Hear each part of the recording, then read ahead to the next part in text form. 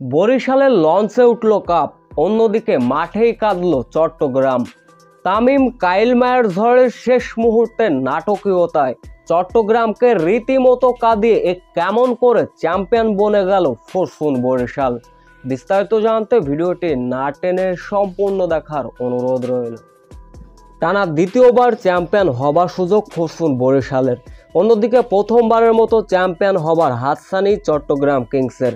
টসে হেরে ব্যাটিং, তবুও দুর্দান্ত শুরু করে খাজা নাফে এবং পারভেজ ইমন।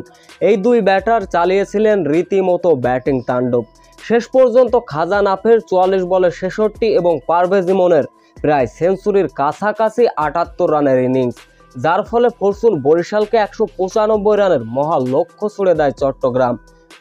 বড় লক্ষ্য, ওভার প্রতি করতে হবে 10 রান। তামিম ইকবাল তারও দিলেন যোগ্য প্রমাণ। রীতিমতো ব্যাটিং তাণ্ডব চালিয়েছিলেন তৌহিদ হৃদয়কে নিয়ে। মাত্র 24 বলে তুলে নিয়েছিলেন অর্ধশতক। তবে তামিম ইকবাল মাত্র 29 বলে 54 রানে সাজঘরে ফিরলেন। এরপর ডেভিড মালানো ওই ওভারে ফিরে গেলেন মাত্র 1 রানে। এরপরে তৌহিদ হৃদয়ও ফিরলেন 32 রানে। মুশফিকুর রহিমও আশা জাগিয়েছিলেন মাঝখানে।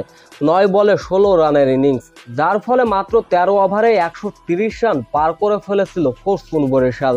তখন হয়তো ব্যাটিং করছিলেন মাহমুদুল্লাহ রিয়াদ এবং কাইল মায়ার্স, যার ফলে ম্যাচ চলে যায় শেষ মুহূর্তের উত্তেজনায়, চরম নাটকীয়তায়।